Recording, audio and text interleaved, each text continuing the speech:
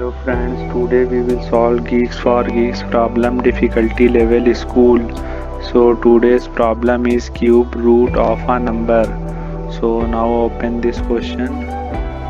So given a number and find the cube root of a n. Note we need to print the floor value of the result. So now see n equals to 3. So the output is 1. So math root of 3 is 1.44. 1 equals to 1. So now see second example. So n equals to 8.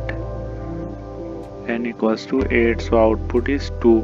Cube of 8 is 2. So now see. Now here we use simple method math.cbrt which return the cube root of any number. So here we use return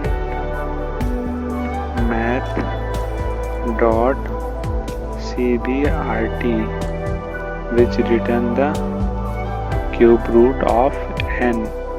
Here we typecast this number in integer type because return type should be in integer. So now compile and run.